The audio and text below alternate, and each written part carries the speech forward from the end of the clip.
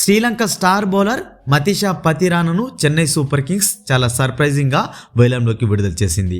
ప్రస్తుతం ఐపీఎల్లో డెత్ ఓవర్స్లో చాలా కన్సిస్టెన్సీగా బౌలింగ్ చేయగలిగే అతి తక్కువ మంది బౌలర్స్లో మతీషా పతిరానా ఒకడు.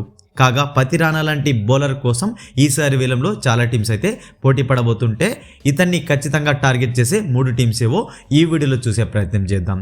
అంతకంటే ముందు మతీషా పతిరానా ఈసారి వేలంలోకి వస్తుంటే అతన్ని ఏ టీం కొంటుందని మీరు అనుకుంటున్నారో కామెంట్ బాక్స్లో కామెంట్ చేయండి. మరిన్ని ఇంట్రెస్టింగ్ ఐపీఎల్ అప్డేట్స్ కోసం మన ఛానల్ని సబ్స్క్రైబ్ చేసుకొని పక్కనున్న బెల్ బటన్ క్లిక్ చేయండి ఫ్రెండ్స్.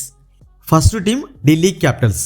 ఇప్పటికే మిచెల్ స్టార్క్, ముఖేష్ కుమార్, దష్మంత చెమీరా నట్టు వంటి బౌలర్స్ ప్రస్తుతం డీసీలో ఉన్నప్పటికీ లాస్ట్ సీజన్లో డెత్ ఓవర్స్లో ఢిల్లీ జట్టు ఘోరంగా విఫలమైంది. మిచెల్ స్టార్క్కు మరో ఎండ్లో సపోర్ట్ చేసే బౌలర్ లేకపోవడం ఢిల్లీకి మైనస్గా మారింది. దీంతో మిచెల్ స్టార్క్కు జోడీగా పతిరానాను తీసుకొచ్చే ఆలోచనలో ఢిల్లీ ఉందని సమాచారం. 20 కోట్లకు పైగానే పర్స్ మనీ ఉండడంతో ఢిల్లీ జట్టు పతిరానా కోసం గట్టిగానే పోటీ చేసే అవకాశాలు అయితే ఉన్నాయి. Second team Kolkata night riders. ఈసారి వేలంలో 64 కోట్ల భారీ పర్స్ మనీతో వస్తున్న కేకేఆర్ జట్టు టీంను పూర్తిగా రీబిల్డ్ చేసే అవకాశాలు అయితే కనిపిస్తున్నాయి.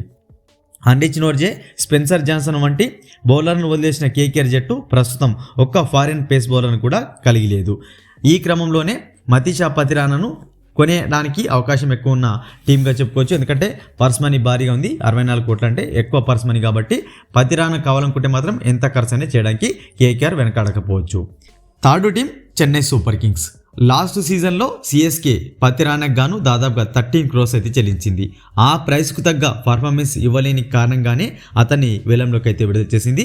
మరొకసారి అతన్ని బైబ్యాక్ చేసే అవకాశాలు కూడా ఎక్కువగానే కనిపిస్తున్నాయి. 13 crores కంటే తక్కువ వచ్చినట్లయితే సిఎస్కే జట్టు కూడా పతిరానాను కొనడానికి అవకాశాలు ఎక్కువగానే ఉన్నాయి. ఈసారి వేలంలోకి వస్తున్న మతీషా పతిరానా ఏ టీంలోకి వెళ్తాడని మీరు అనుకుంటున్నారో కామెంట్ బాక్స్లో కామెంట్ చేయండి. మరొక ఇంట్రెస్టింగ్ ఐపీఎల్ అప్డేట్తో మీ ముందుంటాను ఫ్రెండ్స్.